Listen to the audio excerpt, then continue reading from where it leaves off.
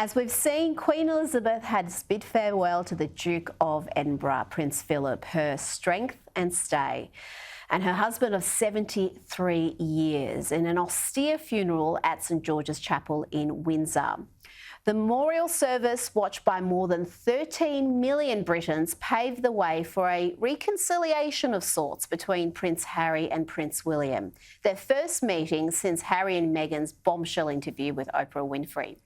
I spoke to Conservative commentator and Twitter superstar Darren Grimes from London a short time ago. Darren, it was a very powerful funeral, but those images of the Queen grieving alone were particularly hard to watch. Have we lost a little bit of our humanity when we force a grieving widow to sit alone because of COVID rules? Good to be with you, Rita. I think before I answer that, I think there's quite a sort of arrogant cliche, isn't there, of ours here in Britain, that no one does things quite like us. But I think that actually probably rang quite true with that beautiful service. And I think ultimately, to your question, to your point there, I absolutely agree with you. But I think the nation was actually with the Queen there. 13 million UK viewers tuned in to watch that. 2 million more than watched Harry and Meghan's marriage, and the interview. And St George's Chapel, that service, that simplicity and faultless execution, that was elegant enough to be fit for that late and great Prince Philip. I actually think he was seen as being the grandad of the nation, a veteran of World War II that gave up what could have been a career that's seen him go right to the top of the armed forces. And he gave all of that up to be the longest serving consort to a monarch ever, the Queen's strength and stay. And it's probably worth highlighting, I think, to your audience just how thoughtful he actually was as well as a man. As Marshal of the Royal Australian Air Force, Field Marshal of the Australian Army, and actually Admiral of the Fleet of the Royal Australian Navy, he insisted on those links being recognised. And Aussie Commodore Guy Holthouse was actually there. He was there as just one of 4 overseas representatives present as that coffin outside was being transported into the chapel in a ceremony that was, as I say, did that man absolute justice.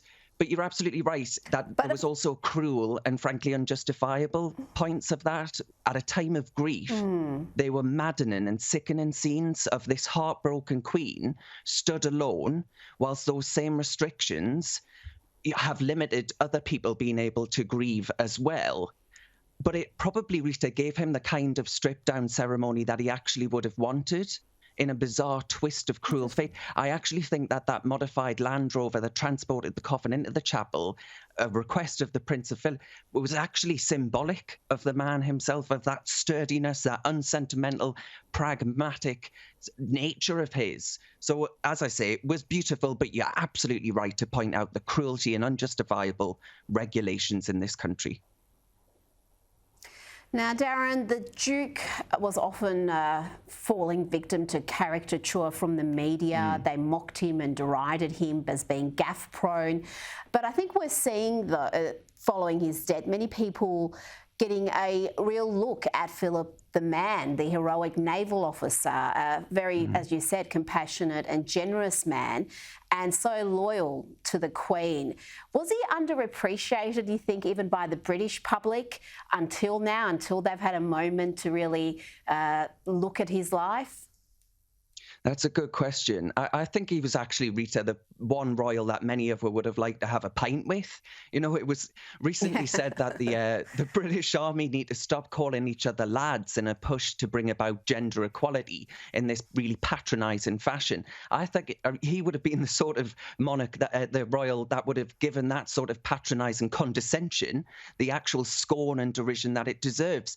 He was ultimately, right, Rita, and I think many of us have realised this now, he was ultimately, he was so Queen and country, right, over today's wackery and wokery, far from the sort of Marxist millennials and Antifa thugs. This man actually represented genuine Nazi defeating anti-fascism. And for many of us, I think he symbolised the last of that sort of selfless generation, the last of good men that died so we could take our freedom for granted, actually. They didn't care about PR or celebrity culture. He actually stood as a symbol for duty, for modesty, for having a laugh, I dare say, Rita, and risking cancellation in the process. He was probably ahead of his time. But look, he represented, I think, as well, those shared values of the United Kingdom and of Australia and much of the Commonwealth as well. So much so that I don't know if you read this anecdote, but when he was asked in Japan what he made of the country, he thought it best not to mention that he was actually there in 1945 when Japanese troops surrendered to the Allied forces. So, Rita, may he rest in peace and rise in glory, I say. Absolutely, and I've been reading up about some of his World War II heroics. He played quite a important role in Italy's biggest defeat at sea. I think people don't really know just how accomplished he was in the Navy and how far he could have gone. But we also saw on the weekend Kate Middleton very deftly facilitate a conversation between Harry and William at the service. We're hearing reports that they're having a sit-down meeting and trying to heal those rifts, including with Prince Charles. What's the latest there?